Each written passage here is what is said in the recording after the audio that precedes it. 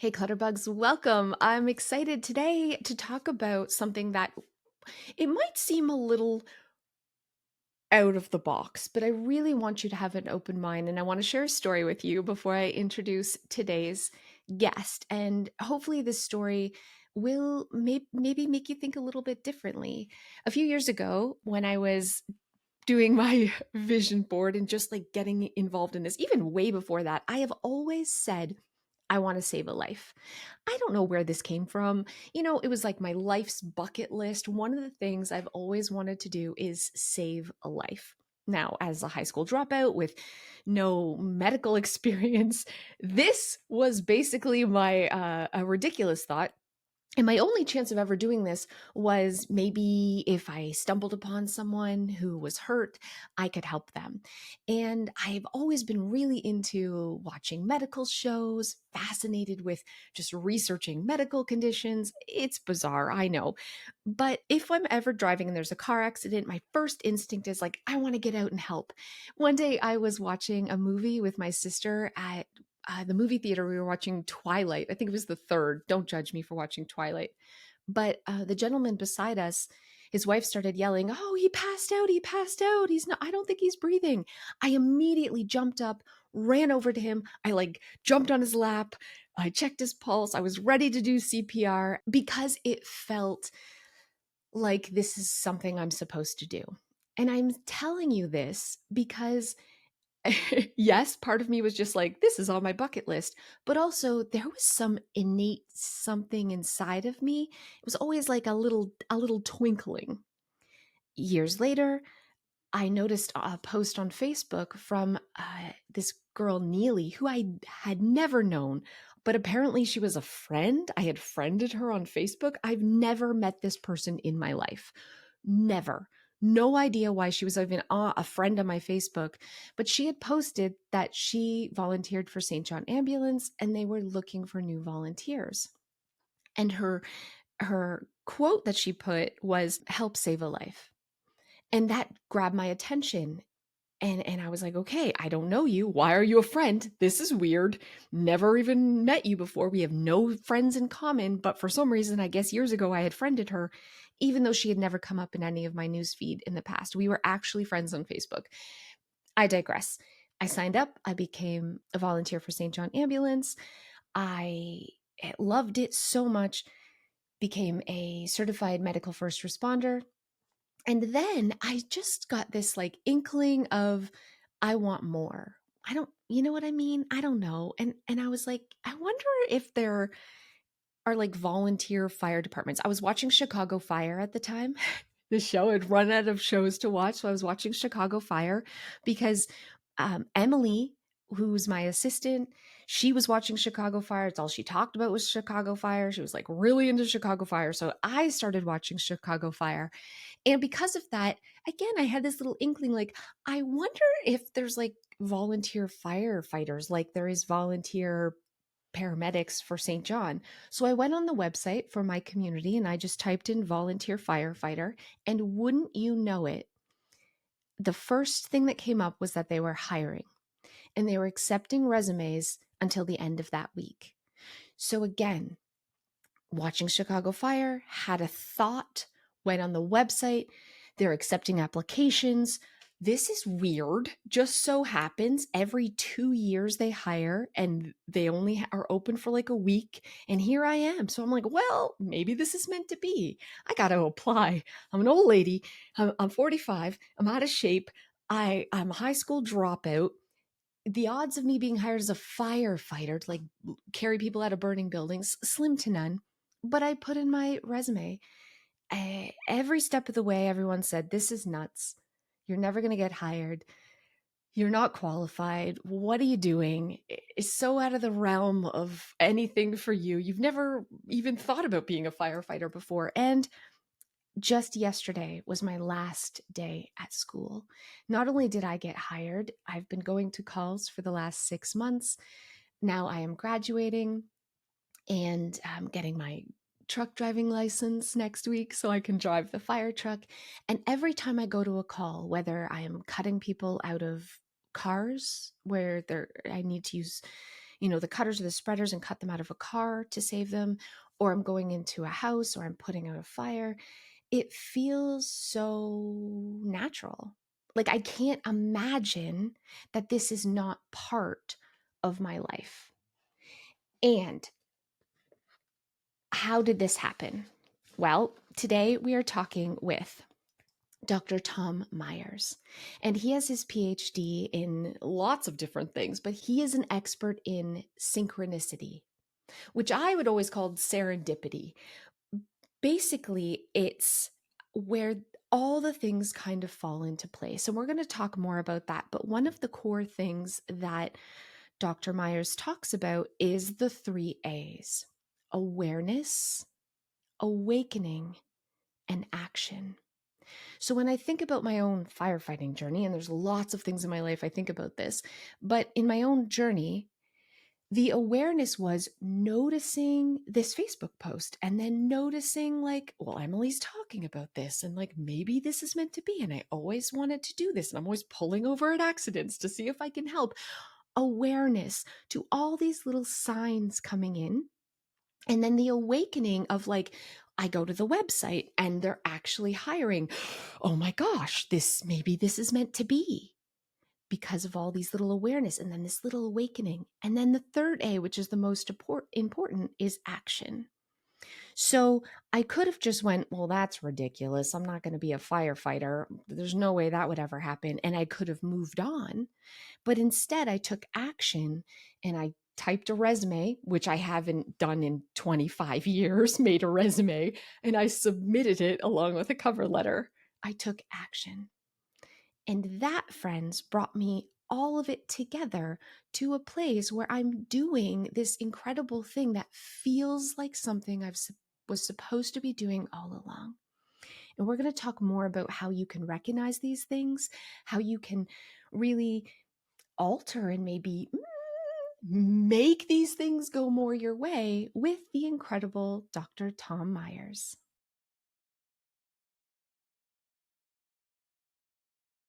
Welcome, Tom, to the Clutterbug podcast. I wanted to call you Dr. Myers, but he has said just to call him Tom. Thank you so much for being here. Thanks, Cass. It's great to be here with you. I saw you on Mel Robbins' podcast. I'm a huge Mel Robbins fan. I'm sure a ton of people saw you on there. She's awesome. Yeah. I was like, first, I'm jealous. Every time I see someone on her podcast, I'm jealous, but I'm always then so inspired. And I'm excited to have you here because your specialty is something, honestly, that I've never heard of before. So if you could explain to the listeners, first of all, like what synchronicity is. Am I saying it right? Nope. Synchronicity. Synchronicity. It's a mouthful. Yeah. It is a mouthful. Like, what even is this? Okay. And how did you get into this being your area of expertise? I think it was one of those areas where it started happening. Let's say a synchronicity essentially is a meaningful coincidence that has personal meaning to you, and it can actually change the course of your life.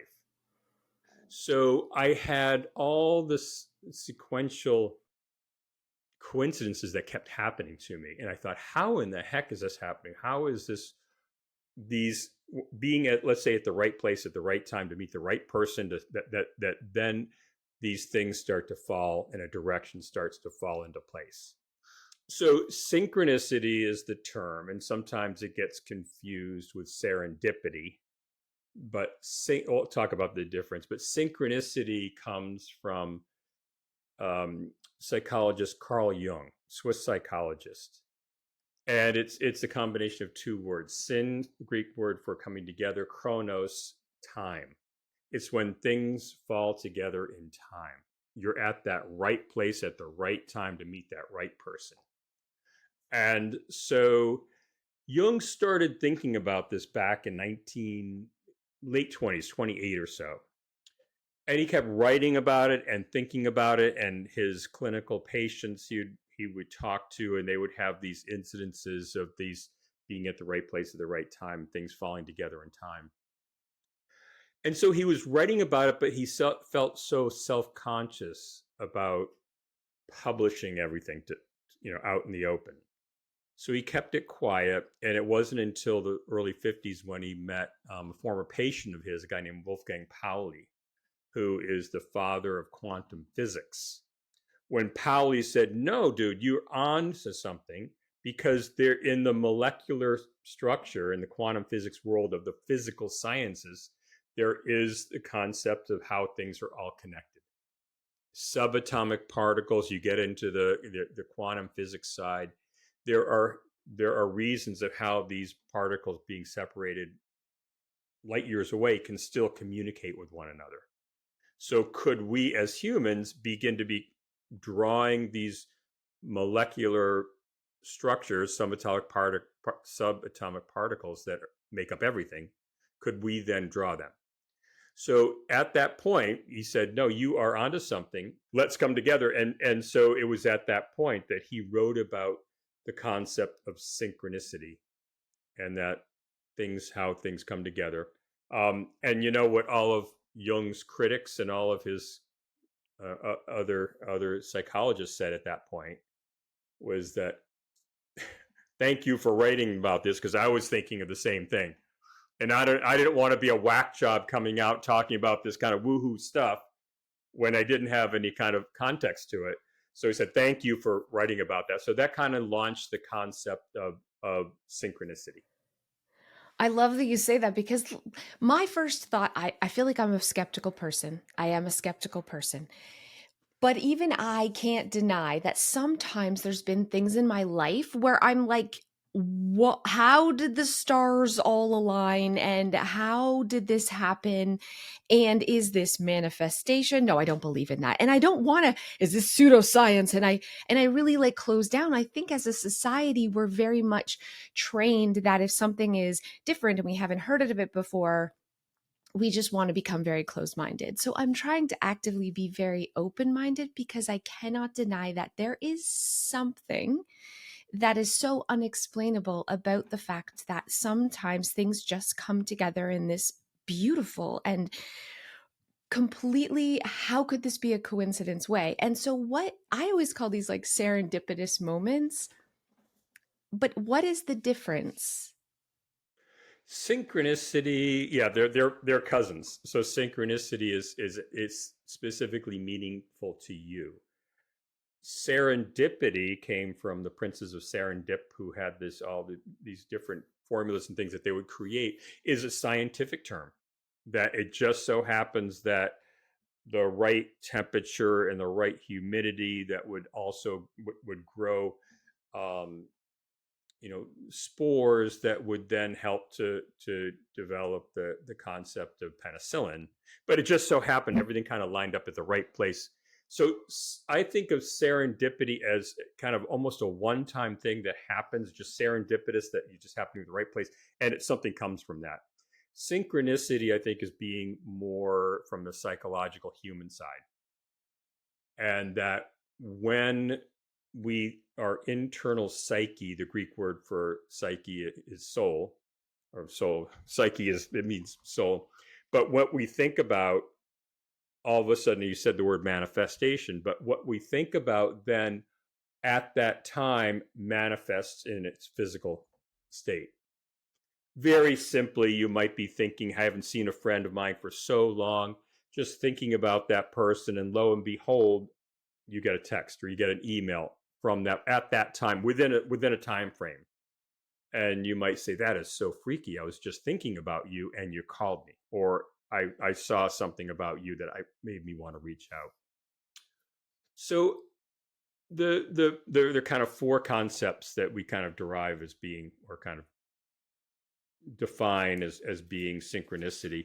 It's acausal, so it's not something that you put into motion and then it comes back to you. So I call you, Cass, leave a message, you call me back and say, "Oh my God, I was just thinking about you." Well, Tom, you left a message for me. I call, you started that. So it's, as you Okay. say, out of the blue. Something out of the blue comes to you and sometimes when you need it. It can come in the form of signs, symbols, dreams, inklings you have, and it got a lot of it is this intuitive sense, what you're what you feel. It, as you said also, Cass, it has almost a freaky, we say almost a numinous or a spiritual or out of this world kind of feeling to it, as the hairs in the back of your neck stand up, or it gives you goosebumps. Like, this is so weird. Could never happen in a So million weird. years. And it's personal. So it happens to you personally, but it could also help to change the course of your life. Not to be Mm. overly dramatic, but you may be at a difficult point in your life that this then gives you a new direction. In my research, when talking with a lot of interviews, a lot of focus groups, people say this happens when I'm most vulnerable, when I'm at kind of a wit's end. What is my next step? Soon a synchronicity could come in and a path appears. So there Okay, is so there is a strong spiritual element to this as well, and we can define that. In all my research, I was very careful never to define that for someone. It's up to your own interpretation, but it is to believe in something larger than yourself. and I have grown up, I mean, I grew up in a very unspiritual household. It was like facts and logics and practicality. But then as I got older, I was like, I'm going to have an open mind. And I want to share a story with you because this, I feel like, I've had so many little instances of what the heck is going on. So I want to know if like this is what happened falls into that. And I don't believe that these can all be coincidences. So anyone listening to my podcast, if you're like me and you're a really skeptic person, here we're putting on our open mind hats here because we don't know what we don't know. So a few years ago, I was watching a show on Netflix, Marie Kondo's show, with my assistant on our lunch break, and I turned to her and said, we could do this. We could do a TV show. And she's like, this is crazy. We don't have money. We don't know. And I was like, you know what? I'm putting this out to the universe. I feel like we should do a Clutterbug TV show. And I was like, I'm going to put this on this vision board. This is when I just began. People were telling me about vision boards. I am not kidding you. I just wrote on a piece of paper TV show. I put it up with a pin and I was like, I'm going to think about this later. Not even a week and a half later, I got a call from a producer offering me a show on HGTV. Now, I say this because I have never in my life spoke to a producer, reached out to anyone, even talked about it. I've never been on TV. I'm not an actor. I live in Canada. This is so far out of the realm of possibility. And yet, this crazy pants thing happened, and I was frightened. That was my first initial thought of like, what? And then when I really started thinking about it, and again, I am not a person who's woo woo in any way. A lot of really crazy things have happened when I was like, you know what would be so cool? Or things even out of the blue that I had never even mentioned, things that I would like to do. Like I said to my husband, oh man, I'd love to be an author and write a book. That was a dream as a child. I literally got contacted by a publisher offering me a book deal not long after that. So I don't believe in magic and things like that. But all of these things happening is, I'm like, what is this? And do we have the ability to you said there's no causal effect here, but are there things that we can do to influence this in the universe? And is that kind of what's happened to me? I could give you 1,000 examples. These are just a few, but is this what this is? Yeah, absolutely. Yeah, absolutely. I said no causal. It's not that you don't put something into action and put it into play. You have this feeling that I want to do a TV show. Internally, you have an intuitive sense. You're putting it out there. And what we say is that once you start to kind of put your thoughts, your emotions, desires out there, obviously, the right resources, the right things are going to come back to you at the right time. So again, that might be the synchronicity piece of it, of coming back and uh, coming to support you at that right time. When people set a goal, like I want to have my own TV show, you also knew the steps that were coming back to you that were going to take you to the next, each step that was going to take you to the next place. If you then said, conversely, turned it upside down or backwards and said, I'm never going to have a TV show, and we hear a lot about the positive affirmations and pieces like that. If you're putting that energy out there, like it's never going to happen to me, it just won't happen, we think that it may not happen as have a high enough percentage of return of making that happen as not. So we know, like you and I know, when we're talking with folks, they just can put off a negative vibe. Like Mm. anytime you meet them or talk to them, they kind of suck the energy out of you. It's like an emotional vampire. Mm. You also know those people who are just incredibly positive and put out a very positive vibe. So with that, people and others are going to want to support you in your dream when you're putting out the positive aspect of that. So back to the quantum physics piece, you're kind of attracting those everything is connected. Everything in the world is connected. So you're putting out an energy, if you will, from a physical sense, that is beginning to attract those pieces from subatomic interconnected ways. I love that you're bringing science into this because otherwise my brain just wants to dismiss the whole idea as this can't possibly be a real thing. But, and that's the other thing I wanted to ask you is, does it work the same way with negative thoughts? And what you're saying is yes.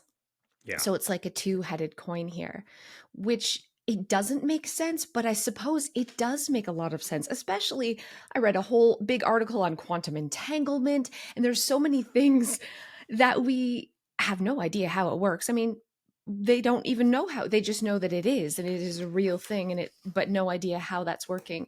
And so, how fascinating that we could also be influencing energy in that way without even realizing it. And when you talk about a energy vampire, yep, all day. And what's really surprising, I have a few people in my life who are like this. Every time I'm around them, they just are always talking about the bad things, the negative things. Life isn't fair.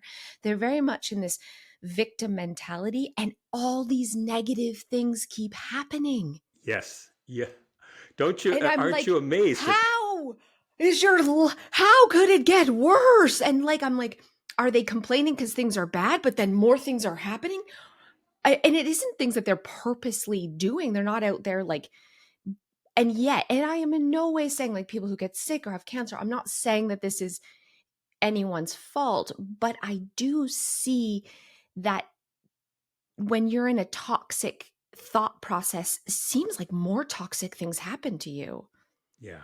No, absolutely right. You kind of, misery loves company, as they say. And I have relatives who are the same way. It's like they will tell stories of how can such bad luck happen to one person, and they love to talk about it. They loved, oh my gosh, isn't that amazing? I can't believe what bad luck is. And so it's a mindset. You're also as connected again to this physical sphere. And it was in 2022 that two of the Pulitzer Prize winning scientists um, won work because of quantum entanglement. And it was very interesting. And it was on Mel at the time when it just came out the day before. And scientists said, we don't know how they're communicating. We do not know. It's there. It's evident. We see. We're able to measure this, but we still don't know how these subatomic particles are able to communicate. So there is a mystery there, and it's, I think, a wonderful creative thing to kind of have some awe about. It is. Yeah. And for anyone listening who has no idea what quantum entanglement is, I mean, I'm certainly no expert. I don't really know, but basically what scientists have found, very smart scientists, that subatomic particles that could be light years away are connected. So if one is doing something, if you're doing something to one, it's happening to the same to the other one that were once and now they're far apart, but they're still, whatever happens to one also is happening to the other. So super Yeah. fascinating, like Yeah. how, and nobody knows how. Nobody knows how, which just really shows there's so much that we don't understand and don't know about everything. Let's be honest. I remember as a kid, they were like, eggs are bad for you. Then they were like, eggs are good for you. Actually, eggs are bad for you. We don't even know how our own body works, let alone energy and the universe and all of these things. So I'm trying to have a very open mind because I can't deny that when I really focus on the positive and I really like just try to squash those negative thoughts, replace them with positive thoughts, positive things happen to me. So, what I'd like to ask you is, how do we transition to a more maybe positive person, or how can we influence and be more open to this whole idea of kind of having these beautiful things fall into place for us, or having these moments, or is it kind of out of our control? Yeah, no, it's within our control, 100%. And oftentimes when work with folks and clients and my research, that the right information comes to you when you can block out the noise of the world. So might that be through meditation, through a quiet walk in the woods by yourself, in engaged in some sort of an art form, painting, writing, whatever that might be. What are the messages that you are getting? And when you're in this world of like frenetic chaos, and of course we're in the United States, we have a big election happening tomorrow. There's a lot of chaos. There's a lot of anxiety. So when you're able to unplug from that, even for a short period of time, and be thinking about what, again, from a positive focus, and sometimes it can be very difficult, but what is one thing that you can focus on in your life, keeping a quiet present focus, and just be listening. What are the whispers or the signs and feelings? So much of it is an intuitive sense. What are you feeling? Like with your TV show, you just felt that this was going to be something that you would go after. So in your heart, you felt that. And then before I even had a chance to go after it, Right. it Yeah. just, I was like, this is weird. And then I had never even thought about vision boards. I always kind of thought that was a woo woo thing. But I went to a conference once and someone encouraged me to do it. So I gave it a try. And the truth is, every single thing that I put up there is like, well, this is a huge, ridiculous thing, but this is what we do. And it wasn't like win the lottery, it was within, kind of the realm of possibility, but nothing that I was like, I'm going to have to work really hard for that. The truth is, I didn't work really hard for anything that was kind of put on there. Things all just fell into place. And now it's the time is to make a new one because all of those things already happened. But there is this part of me that is like, well, maybe there's like this subconscious thing. So here's an example, and I'm hoping you can tell me the difference. My daughter was driving. She crashed my minivan. I had an old rusty bucket minivan. I've never owned a new vehicle in my life.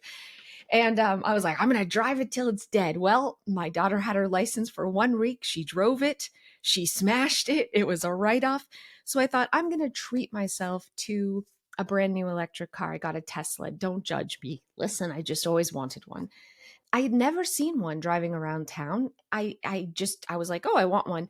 Now I see them everywhere. It's like I immediately bought this car and everywhere I'm like, I notice, I notice, I notice, I notice, I notice. And so what part of this is, and I know there's part of our brains, once something's important to us, that's all we see, right? Very fascinating. So, is part of this actually just like our brain now is like noticing these positive things more? And it isn't like there's some magical universe thing doing it, it's just our brain noticing it? Or is it both? I mean, I'm really curious here because I'm trying to get to like cold hard facts, I guess. Yeah. So our brain filters what we need, and we are, as human beings, we are survivalists. Whatever is going to come to help us achieve a goal or get to where we need to be, or simply just survive. what is, so our brain can hyper focus on certain things. And if it's a new car or it's something that you're looking at, then lo and behold, that's all you notice. All of a sudden that filter opens up, right? So do you know what the most important word to a human being is their name. So when Mm. you hear your name, it means, okay, it's something that pertains to me. I need to pay attention to this. In psychology, they have a term called the cocktail party effect, and that you can be in a very crowded, busy room or a cocktail, right, at a party, and you can hear your name out of all the din, all the sound, all the conversations. All of a sudden, you hear your name across the room, like someone's talking about you. Cass, I'm like, who said that? Yeah. And all of a sudden, it's because we are so prone to survival that if our name is important to us or our family or children, we are going to hyper focus on that and follow that through. So what, again, that's part of that concept of, again, and there's psychological terms that help us to focus on this. So what you're drawn to and what you're focused on is going to, you can help bring that into reality. So Okay. just as you focus on the positive things in life, being healthy, being happy, having great relationships, you want that for your life. You conversely, as we talked about earlier, you can do the same damn thing on the other side, is you can bring everything crap into your life if you draw that. Yeah. So as I can't remember who said that, but what you think about, you bring about, is a simple, what you think about, you bring about. So if you see Yeah. yourself with a vision board achieving all of these things, you may say, I don't know how the heck I'm ever going to get there, but synchronicity, those right things are going to come to you at the right time. The right resources are going to help you to get there, but you're drawing that to you. I share this story a lot, but this is also something I find so fascinating about the brain. So like a real life example here. I went to a therapist and I was really not happy in my marriage at the time. I felt like my husband never helped. I was doing all the chores, and that may or may not have been true. But I was in a place where I was just complaining and I was listing all the ways he sucks and he never helps me.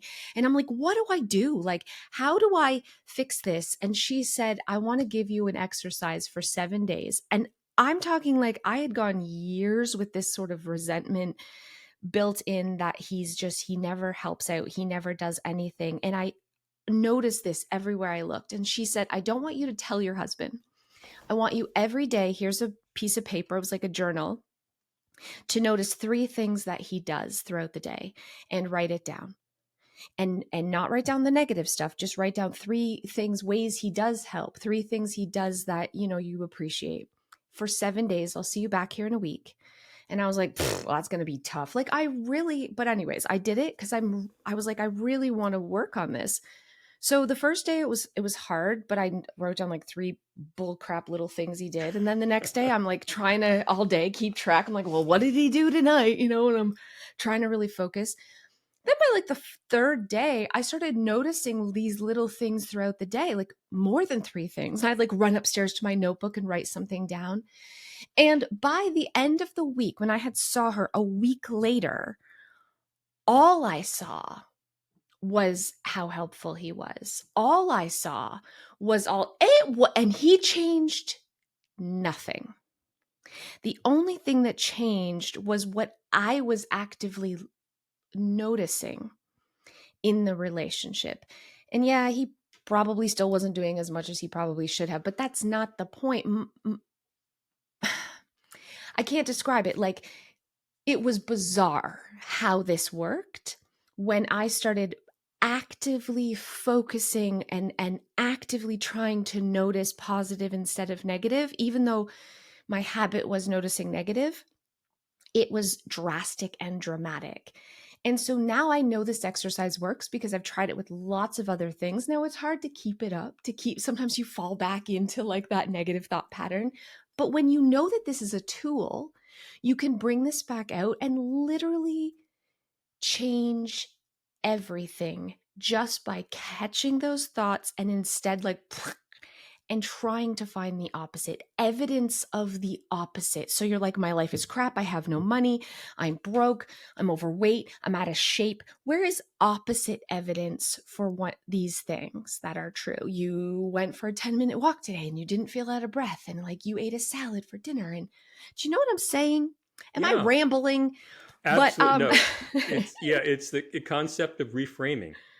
So you're reframing and you've changed the lens on your focus of your husband to look at what's positive as opposed to the negative. You kind of had maybe gotten to this rut of focusing on the negative stuff. You can always find negative things about people, but to just flip it to like what is right, what is right Mm, with him, what is going, the positive aspects of that. And some of the work I do with companies, we use the concept of appreciative inquiry. And appreciative inquiry with an organization is to not look at what's going wrong with the company and the organization and where you're going in the future. You're always focusing on the problems. When you focus on the problems, you're essentially flipping it like, okay, what would it look like with our company, our organization, 5 years from now if everything was just happening and operating on all cylinders? People in the organization were doing the things they love to do. What would that look like? And sure, there are issues there. You address those, but when you reframe it to what is going right and what is happening positively, um, and it can happen specifically for the individual as well. What's going right in your life? And with a vision board, you're essentially creating a visual representation of your future. And again, all the senses as a visual person and multi-sensory type of person too, you're like you can see yourself in that future visually. So there's an immediate connection with brain activity and activation. mhm. And so yeah, we can all get in those ruts of like what stinks in the world, but pretty soon everything's connected. You're going to start feeling, again, physically, mentally, Mhm. emotionally drained, and it's all connected. Yeah, and not only that, everything you see and notice will now be negative. You are not going to notice the positive things around you. You're only going to notice the negative because that's what your brain is telling you is important and that's what your brain's telling you to focus on. And then that amplifies and amplifies and then you're stuck in this cycle. And I feel like it also goes a step further, and this is where the energy stuff plays in. So, when I was doing this practice of I went back to my therapist and I was like, listen, he does more. And how is this? This is bad. She's like, how about you try it for one more week? And so halfway through the next week, my husband came home and like surprised me with flowers and started doing these like loving gestures that haven't been done in years. And when I went back and I was like, what is happening? She was like, well, now your energy has shifted into positive. And so not only are you noticing positive things and so you're happier, but because you're happier now, that happiness and positivity is affecting those around you and they're becoming more happy and positive as well. You're kind of projecting on them. How you see them is how they act, what you expect from them is how they treat you. And I was like, this is bizarre. I felt like a superhero for like a hot second that had some sort of magical power that could influence other people, but I don't really think it's magical at all, is it? I think this is something No, we it's all it's it's have the very real, ability. very real, and we have our intuitive sense that you changed your physiology too in the way you interact with your husband. It could even be just a different posture or your eyes and your smile or something that was communicating to him that, hey, I'm doing okay, and Cass loves me, and something I want to reciprocate. I don't know what it is. I just all of a sudden emotionally I'm feeling this from an intuitive sense. So we can communicate in so many ways, obviously non-verbally, as opposed to just speaking. And our Mhm. brain can pick up on all these senses, and sometimes unbeknownst consciously to that. So, and I think that's important for your listeners to realize that you can really affect. And maybe with the work you're doing, if you're in a house that is just upside down and, you know, disorganized, just think mentally, you know better than anyone how that makes you feel if you're sitting in an office where crap is falling off the shelves and it's just your piles on your desk. You can operate that for a little while, but I think mentally after a while it's going to feel this out of Mhm. control feeling. And to have a place that is organized, that you feel in control, it communicates back to who you are as well. And again, how you communicate to others about how you organize your life. So there's a lot of messaging happening Yeah. there. I love that you're bringing this in because I think there's two distinct areas that I've noticed with myself and with my clients when it comes to messy home. So I was a like real big messy slob for a really long time. And what I noticed with a lot of people who live in clutter, they just can't get their house in order. They tell themselves, I told myself, ugh, I'm such a slob. I'm such a mess. I'm such a disaster. I can never keep up on this. It's all too much. No one helps me. I'm never going to get unburied. I'm going to clean it, but it's just going to get messy again tomorrow. Toxic, toxic, toxic, negative, negative thoughts. And the result of that was all of those things. Yeah. But when I actively was like, you know what? This is what I said to myself. I deserve a clean house. This is it. I'm more important than all this stuff. And when I have clients who will say to me, I can never let go. I'm terrible at decluttering. I like to hold on to everything. I'm really sentimental. When I can work with them and start being like, you're actually good at decluttering. You just don't get rid of things that are really important, but you're great at letting go of the stuff that isn't. Magically, they start being able to actually let go. Or if I'm like, you're actually really good and actually a very organized person, you're probably a little too organized. You just need to relax and let go of expectations and just allow yourself to do the thing you're great at. Before you know it, they're getting their house organized. Nothing has changed except the way that they talk to themselves and how what they're noticing about themselves. They're now noticing ways that they actually are organized or noticing like, hey, actually I do empty the dishwasher on a regular basis. I am good at this. It only takes 3 minutes. And that can change everything. The other side that I would love to talk to you about is like this scarcity cycle, which I think is important, especially nowadays with the rising cost of everything. But again, I first want to hear just your input about that. So it's basically we have the ability to change our life in all areas, and it sounds like it's the same thing. So if we have a messy home, we focus on the positive aspects of cleaning, and we focus on the ways that we are actually good at this instead of constantly focusing on the negative. Is that what you're Yeah. saying? Yeah. And one little corollary is I know every morning I need to make my bed. Because if I make my bed, that's control. Like I'm setting the tone for the rest of my day. And if things are an upheaval or things are a mess, again communicates to me that I'm not controlling, not in a negative way, but just Mhm. okay, I'm on top of things. And that's what I love to do is kind of no love to do it. I do it, but make my bed every morning. And no matter who gets out of bed, my wife or I, first or second, it doesn't matter. But I always like to have that because it does set the tone for the rest of the day. That's Um, so good. You're right. It affects the energy, which is why, like, when I got my house under control, like, I was a hot mess in every area. Listen, but when I got my house under control, my finances yeah, dramatically improved.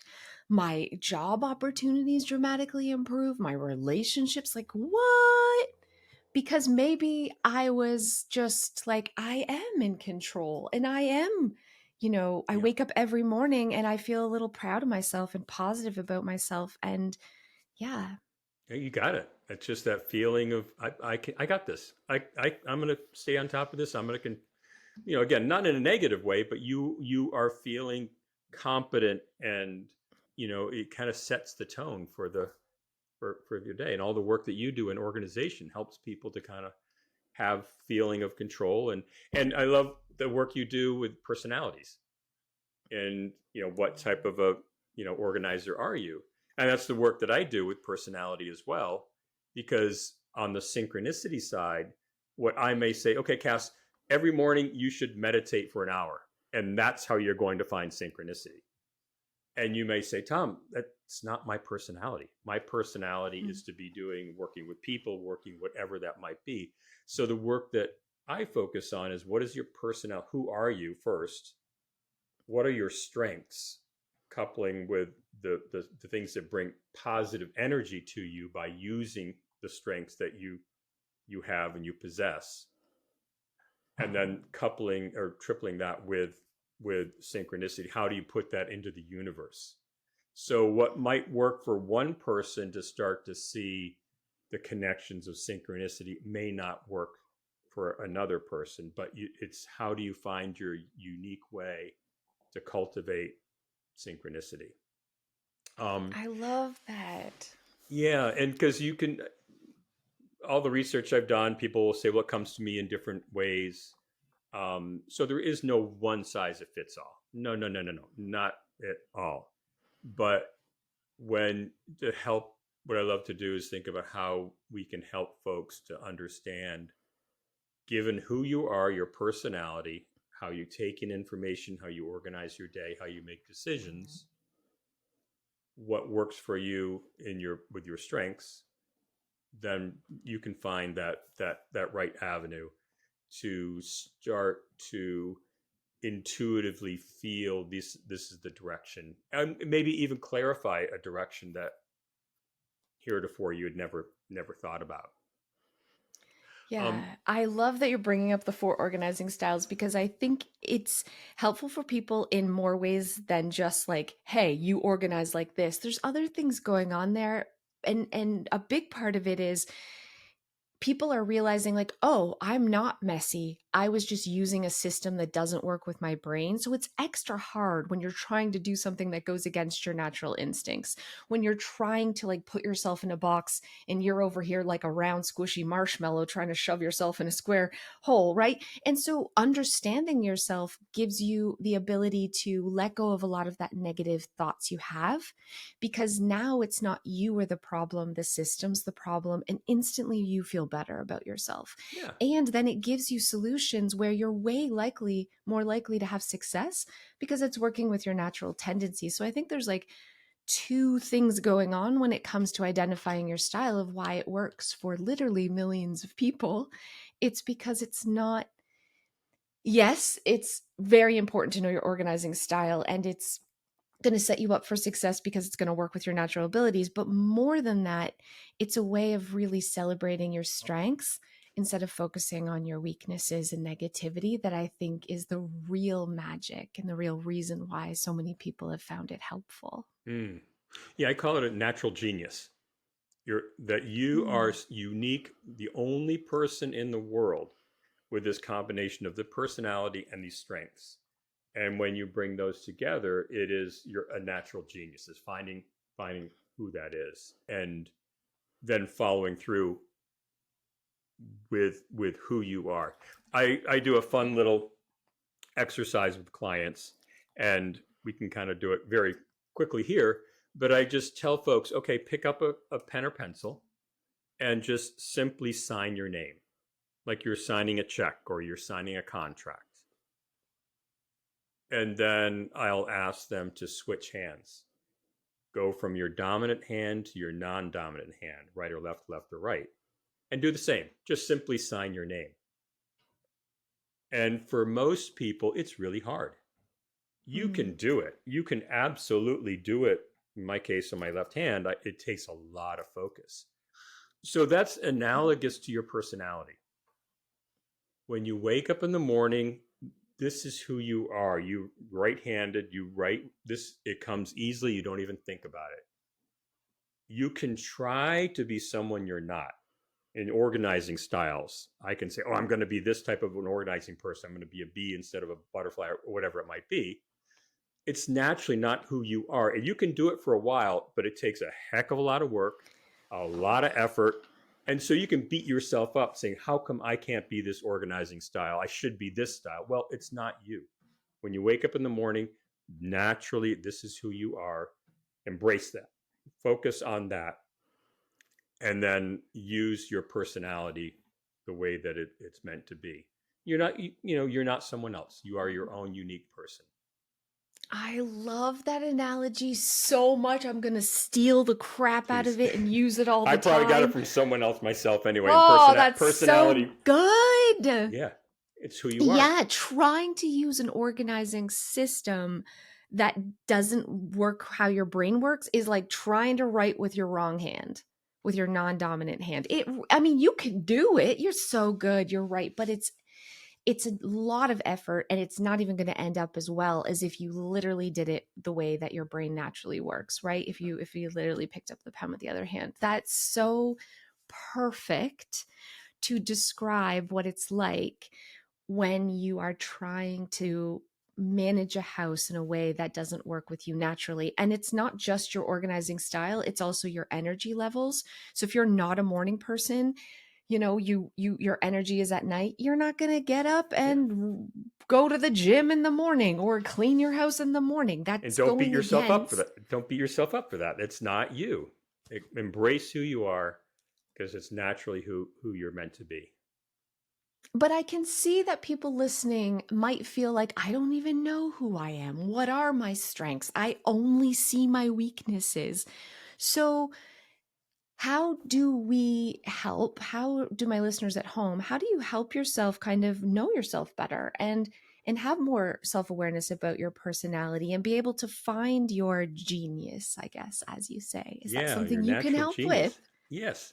So there's a number. I'm certified in a number of these. The one that I love, and I've always based a lot of the work I do on the personality side, is Myers-Briggs.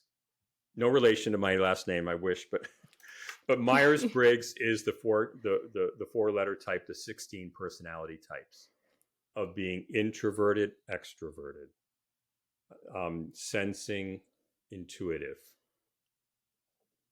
feeling, thinking. Again, and then finally perceiving and judging. So it's how you take, how you get energy internally or externally, introverted, extroverted. How you take in information. Are you more intuitive? Do you see things in metaphors and stories, or do you see the six senses of like exactly the specific sight, smell, sound? Again, those specifics. Third letter is how you might make decisions. Hmm. Are you making decisions a lot based on how it might affect other people, or are you making decisions based on more logic? Finally, the last letter, J or P, do you organize your day specifically that you like to check things off a list? Things are have an end time, like I got to get it done. I'm very organized. Or do you like to keep things more open ended? Go with the flow when you're organizing your life. That's a very, very, very elementary way of describing, you personality typology, and again from Carl Jung's work as well. But to Hmm. know who you are and understand, well, this is how I communicate with the world. And then also it's wonderful to know, okay, I can understand that this person may be more on the introverted side, only that they get your energy from within. So might have to give this person a little bit more time to think deeply about a decision and not Hmm. expect someone to answer quite quickly. For 21 years I was a college professor. So in my classes I understood students who were more introverted, they get their energy from within. An introverted person might have exactly what they're going to say in their brain and be able to say it almost verbatim when they talk.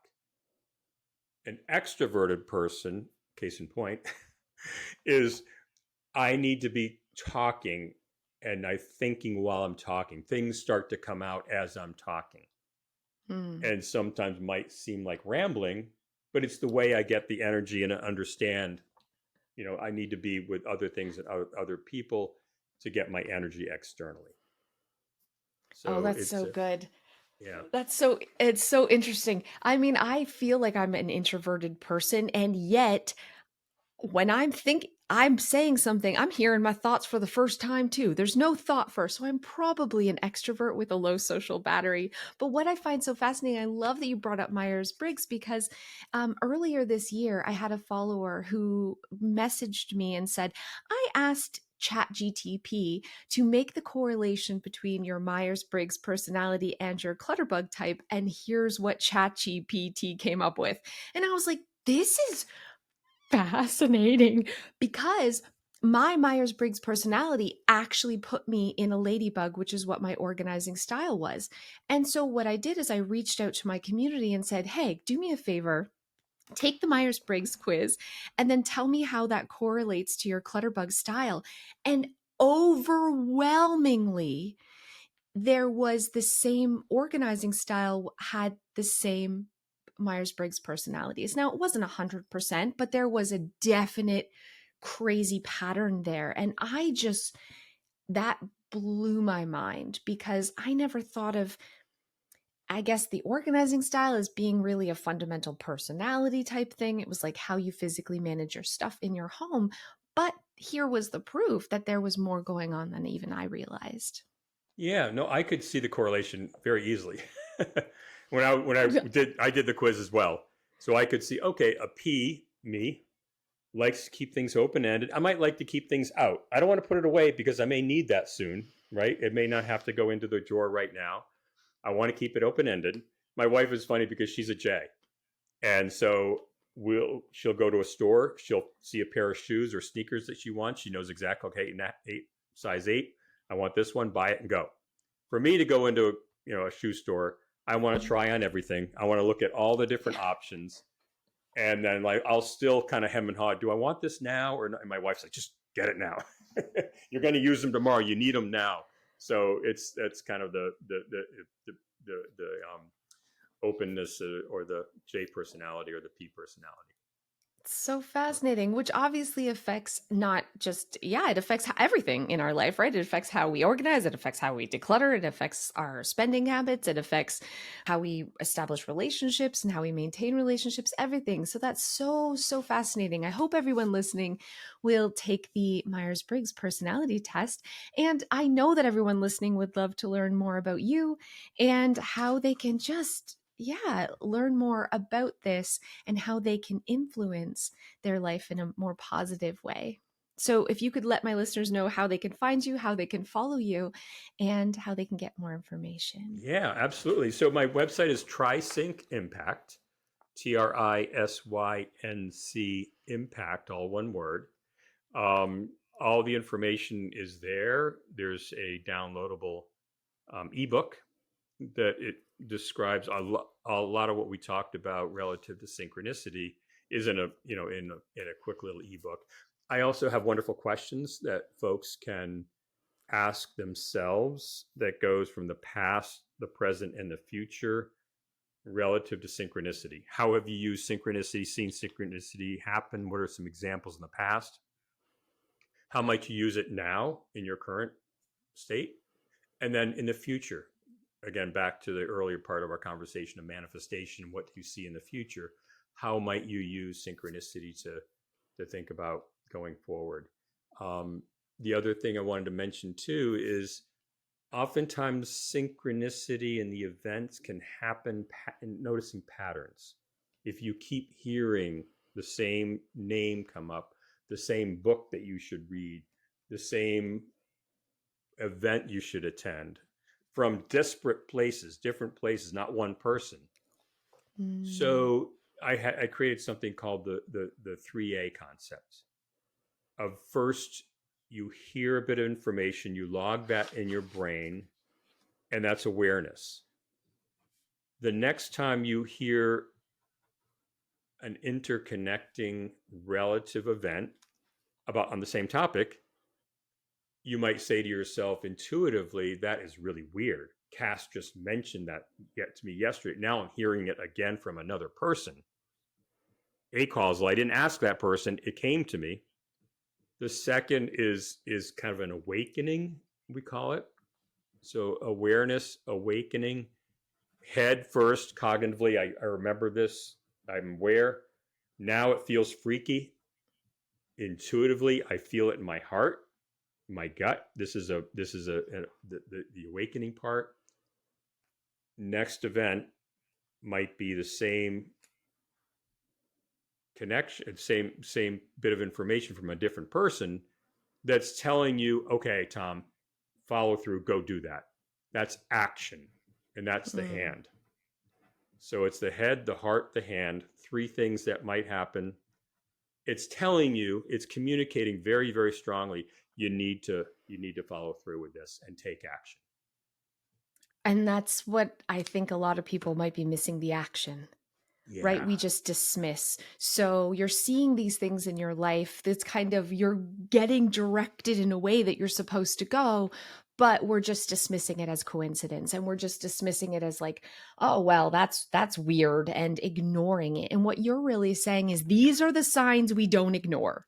Yeah. These are the things, the direction where you're supposed to go, and it's kind of leading you, and you are, by ignoring it, you're really missing out on something powerful Yeah. here. And you might be scared. I don't know if I'm going to make it. I'm not sure if I'm good enough to get to that level. But I think going back to pushing through, making a commitment, taking action, I don't know if it's going to work or not. I'm not sure if I can have a TV show or not, if I ever will, but then those resources come to you. Once you take that step, then the path opens up, and all resources will come to help you get there. But I think it's stepping over the threshold to go in that direction. It takes guts, and it takes it's some risk, calculated, because I think it's calculated because you feel it's right and you follow Mhm. through with that. And there's so many things that can open up for folks when they start to kind of open up that way. This is so good, because it doesn't even have to be a big thing. So, my listeners, maybe you've noticed, someone's mentioned a book that they read, and then you just happen to see an article mentioning that same book. You should probably buy that book and read it, friends. You know what it could be, something as small as that. When you're noticing these things, take action, even if it's small, because there's something you're probably supposed to be doing or learning or understanding here.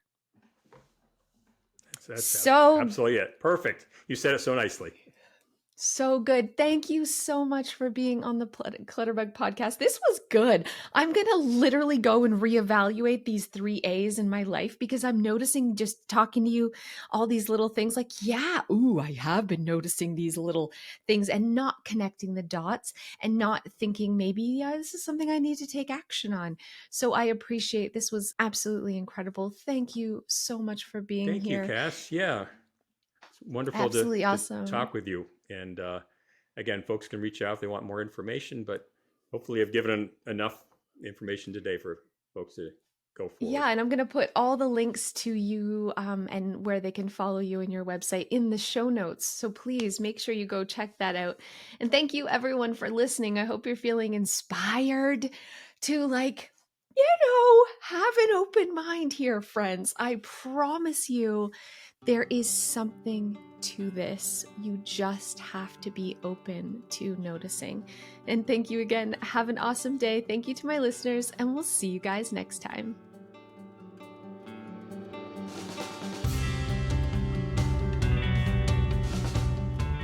Yeah. So Lucky people. so the research, Dr. Richard Wiseman out of the UK, the question was, how many people say they're lucky? They go through life as being lucky. And he did this exhaustive longitudinal research study where he interviewed people 18 to 80 years old from all walks of life, all educational backgrounds, all vocations, racial backgrounds, everything. And from the conversation or the questions that he created, found that there are four areas, four criteria that everyone shared that said that they are a lucky person. And even though these people have had devastating past lives of with deaths and illness and bankruptcy and everything, they still said, "No, I'm a lucky person." And so the four things that he identified, um, not really any priority in order, but number one, that people increase chance opportunities. Like when there is a raffle for they sign up. The more statistically, the Mhm. more opportunities you put yourself out there, statistically and a probability, the more is going to come back. So the more times, the more people you speak with, the more times you follow through on an inkling that this could be interesting, the more resumes you put out there, the more interviews you have, you increase chance opportunities. And they also understood how to use that network and to capitalize on that. So how to open the opportunities, and then how to understand how to capitalize and leverage that. Secondly, they, again, this is all our conversation earlier, but reframing. They expect good things to happen. Going into an interview, going into a meeting with someone, meeting someone new, they expect the best to happen, that there's going to be a positive outcome. Thirdly, when things go south, when it's negative, when it is not a good event, they are able to not take this negativity as a failure, but are able to move on quickly, to take this is a learning opportunity. I made a stupid mistake. I said the wrong thing in an interview. I said the wrong thing to this person. I made a terrible mistake. I've learned from that, and I'm going to move on. There's research into pessimism, and what are the areas of pessimism? Personal, pervasive, and permanent. So a pessimistic person would say, "Oh, it's raining out today. I didn't bring my umbrella. Damn it. It always happens to me. It's always personal. It always pervasive. This always happens to me." Right? Lucky people move on from that quickly. Kind of the adage of making, lemonade out of lemons. Yep. Mhm. Stupid thing. Move on, move quickly. The fourth criteria that everyone shared was they went with their gut. Intuitively, they felt that this is the right thing. I don't understand why I'm making this the decision. Logically, it may not make sense, but like you in the firefighting area, it just is something that is drawing you. You're making a decision. You're following your gut, and our impulse and our intuition can oftentimes see well into the future that our brain can't. We can pick up on so many more signals than our brain can, and we may say, well, I don't my brain says this is not the best choice, but my gut tells me that this is the right thing to do. So follow your gut. So increase chance opportunities, go into every situation with a positive affect. If it doesn't work out, move on from that, and then trust your gut. So that's the what I lucky love people are. You make your own luck, obviously. with those things. And I feel like a insanely lucky person. Like good things just constantly happen to me. I'm so lucky. And hearing you talk about those four things, all of those things are definitely something that I do. So this was very insightful. Thank you. Thank you. Yeah.